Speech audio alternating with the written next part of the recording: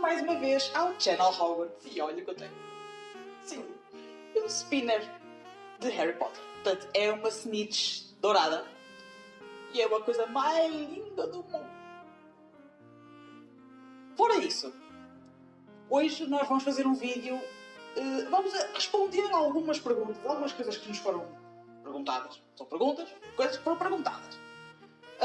No nosso vídeo anterior, que vocês devem ter visto, sobre a minha opinião do filme Voldemort Origins of the Air.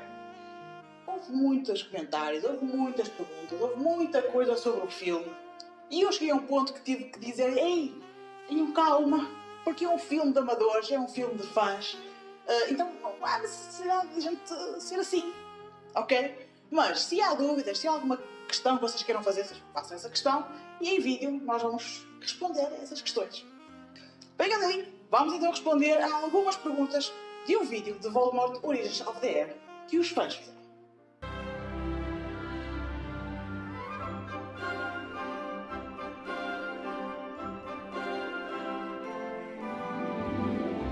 Então, vamos começar. Qual vai ser a ideia? Eu não selecionei.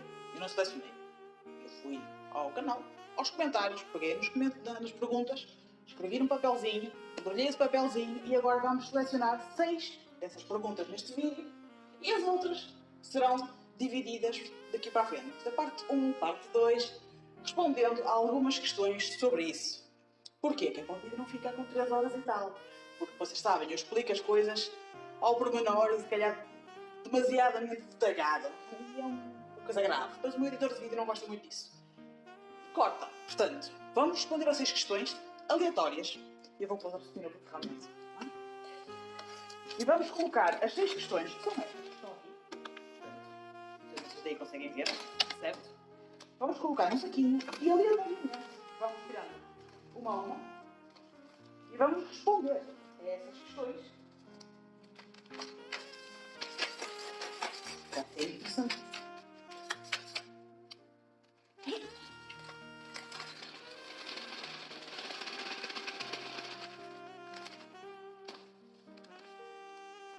Ora bem, a primeira pergunta é: é possível materializar-se na sala das necessidades?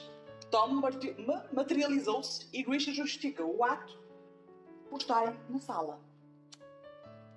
Ora bem, vocês vão ver aqui o print e vão ver quem é que fez a questão. Não. Portanto, não é possível de forma alguma, de qualquer tipo de jeito, qualquer tipo de bruxo, materializar-se, aparatar, seja o termo que vocês queiram usar, na sala das necessidades, ok? Vocês lembrem-se de todo o processo que Draco Malfoy fez para conseguir que comerciais da morte, devoradores da morte, entrassem em Hogwarts.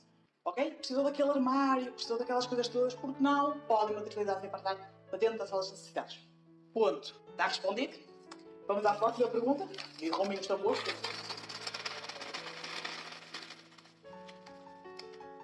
E a próxima pergunta vai... And the Oscar goes to... É possível enganar ou burlar a poção Veritaserum? Eu fiz a mesma pergunta a alguém da nossa equipa. Porque eu achava que burlar era algo diferente. Certo, é a palavra que aparece no filme, eu tive que verificar. Sim, é a palavra exata que aparece no filme. Eu achava que era outra coisa diferente. Então, tive que pesquisar um bocadinho sobre isso. Mas sim, é possível. Obviamente que é possível. Se for um bruxo poderoso, que é o caso de Voldemort, o caso de Dumbledore, portanto, dependendo do padrão de conhecimento que vocês tenham, sim.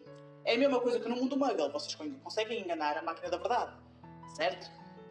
Vamos à próxima. Mais uma responder. 6 perguntas. E vamos para a terceira pergunta. Uma coisa que reparei em algumas das cenas do filme é que o som das falas termina e o ator continua a falar. Ou seja, é dublado. Olha, repara uma coisa, os atores são italianos, ok? Eles estão a falar em inglês para ser uma coisa mundial. Sabemos que o inglês é uma língua mundial. Portanto, para podermos chegar a mais sítios, para poder a história chegar a mais países e etc., eles fizeram em inglês. O que é que acontece? Nem sempre as coisas são, nem sempre está realmente assertivo, mas estamos a falar de uma coisa que é preciso ser um olho da águia. Porque estamos a falar de um mero segundo ou dois. Não existe muito, que a gente note, não existe muito essa situação de a frase terminou, o som terminou e o ator continua. Né? Pronto. Mas eles não sendo ingleses, houve ali alguma dificuldade. Mas isso acontece, lembrem-se, é um filme amador. Ok? Não se esqueçam de subscrever, dar o vosso like, como vocês sabem, isso ajuda imenso o canal. Portanto, subscrever, dar o like e deixar nos comentários se vocês tiverem mais alguma questão sobre o filme ou qualquer outra situação de Harry Potter ou Fantastic Beasts. E vamos a mais uma pergunta. E agora vamos para a quarta pergunta. Esta pergunta é interessantíssima. Ainda bem que ela saiu. Porquê injetar Veritaserum? A poção não é para beber? Olha, aqui está uma coisa muito interessante. Mas é uma coisa interessantíssima. Meus amigos, vamos lá ver uma coisa. Vamos voltar a Harry Potter. Vamos voltar lá a Hogwarts e vamos pensar que Veritaserum é uma poção, certo? Injetada, nunca se ouviu falar. O que é que nós vemos? Nós vemos Severus Snape, por exemplo, em Cálice de Fogo, com Barty Crouch Jr., certo? Que estava disfarçado de Moody.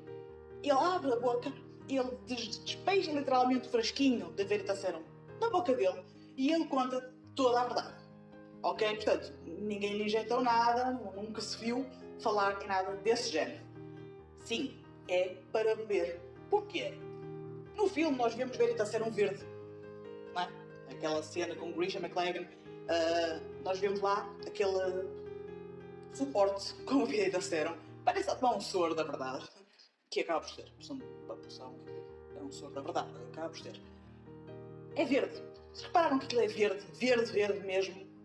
Veritaserum é transparente como água. No caso de tentarmos enganar alguém, podermos dizer que aquilo é água, a pessoa vai beber, não faz diferença nenhuma, bebe, e a partir dali vocês sabem tudo.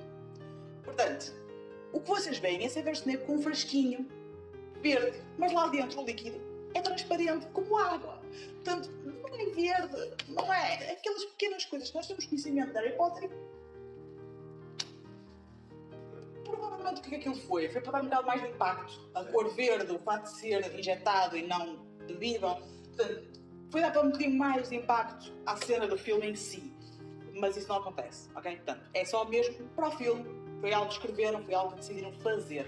Se aquilo é real, no mundo de Harry Potter, não é real, ok? Vamos a mais uma pergunta, estamos a chegar ao fim. Eu gosto disto. Responder a questões, isso fazem questões. É interessantíssimo. E vai mais uma. Quinta pergunta. Lá. O olho que vemos a espreitar na casa de Hepzibah Smith é da elfa doméstica que foi acusada de matar a sua própria mestre. Porquê que às vezes leio as perguntas como se pensa fazer uma afirmação? Enfim. É um defeito crónico. Vamos repetir. O olho que vemos a espreitar na casa de Hepzibah Smith é da elfa doméstica que foi acusada de matar a sua mestre? É assim que nós aprendemos na escola. Tem uma interrogação no fim. Sim. Era a elfa. Vamos lá. Eu sei que eu vou ser um bocadinho. Aquele olho aparece nos trailers, nós vemos a elfa. Certo? Nós vemos o corpinho todo, nós vemos a orelhinha, nós vemos o personagem todo. Não passou para os filmes. É chato? É. Porque houve muitas coisas que nós vimos nos trailers e que não apareceram nos filmes. E que faz um bocadinho de confusão. Eu reparei em alguns comentários no vídeo de Voldemort, a origem do herdeiro, né? É a minha opinião, e vi que existe ali alguma incoerência, algumas dúvidas de algumas pessoas de coisas que acontecem nos trailers e que não estão nos filmes. Isso acontece em várias situações, ok? Não só no caso de Voldemort, a origem do herdeiro. Em vários filmes bem conhecidos, havia muitas coisas que saíam em trailers e que depois não apareciam nos filmes. Portanto, não é só por causa que é um filme amador. Existem muitos filmes de Hollywood que são assim, que acontece isso. Que é pena. É pena. Lá estão as pessoas a pôr os elfos de parte. Mais uma vez. Já não chega a matarem o Dobby. Nunca mais ouvimos falar... Melhor, nunca mais não. Nós nunca ouvimos falar da Winky em Harry Potter e agora só vemos um olho. Enfim. Vamos à última pergunta.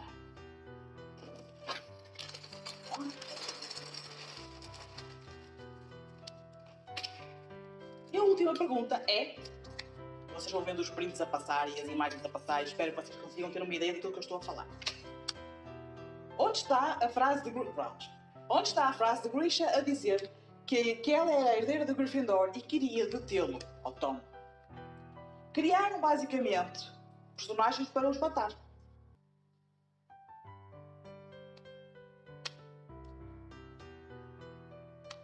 Olha,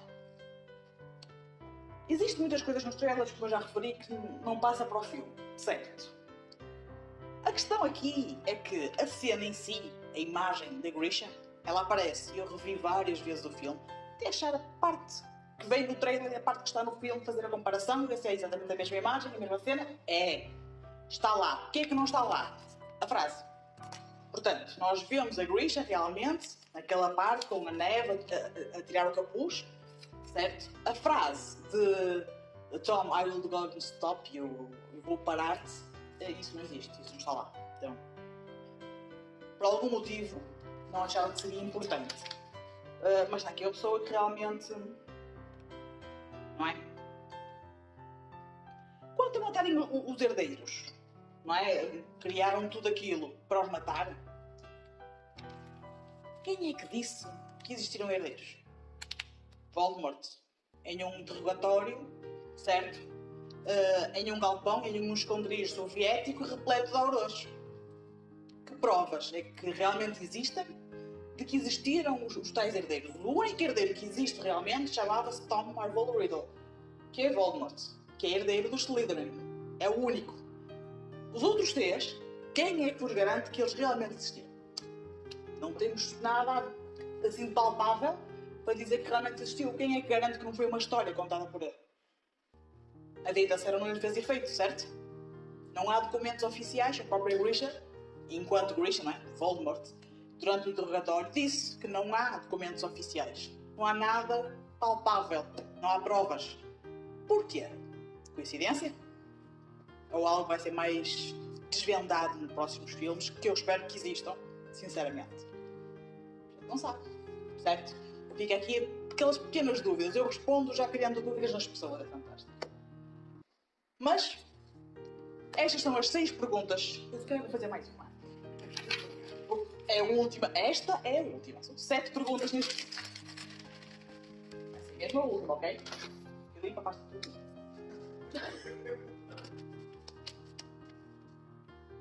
Outra pergunta bastante pertinente. Os ossos que estavam no baú são os mesmos usados para fazer do diário uma Horcrux? Realmente nós vemos aquela imagem, certo? Onde estava o diário, tinha aquela terra e tinha os ossos. Como se alguém tivesse enterrado dentro de um baú ou algo parecido. Enterrado dentro de um baú. Alguém assaltou um túmulo, pegou nos ossos da terra. Pronto, vamos falar assim que é mais bonito. Não. Os ossos que estão ali não são os ossos que foram usados para fazer uma Horcrux. Porquê?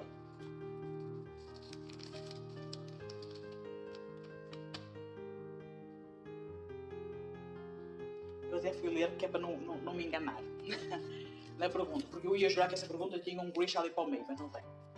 Porque muita gente achava que os ossos que estão dentro do baú pertenciam a Grisha McLagan. Uma vez que eu já acabei de dizer que não temos certeza se existiram herdeiros ou não, era um bocado complicado essa certeza, certo? Os ossos que estão naquele baú não são os ossos usados para fazer o diário Horcrux. Vocês lembram? O que é que fez com que o diário de Tom Riddle se tornasse Horcrux? A cada relíquia, a cada Horcrux que o Voldemort criou, há uma morte acoplada, certo? E qual é a morte que está acoplada ao diário? É da morta que geme, morta queixosa, morta imortal, como vocês queiram chamar. Portanto, aquela menina que está na casa de banho. Vocês lembram-se dessa cena, certo? É ela a responsável da Horcrux, que foi quem Tom Riddle matou para criar a Horcrux do diário. Portanto, não tem nada a ver. Vejam as eras, as datas. Não tem nada a ver. Ok? Por hoje é tudo, espero que vocês tenham gostado do vídeo de hoje. Façam perguntas, façam muitas perguntas, porque eu achei este vídeo fantástico e diverti-me imenso. Vamos fazer mais perguntas sobre isto. O resto das questões, vamos fazer parte 2 de um vídeo igual a este, ou melhor. E nós vemos no próximo vídeo.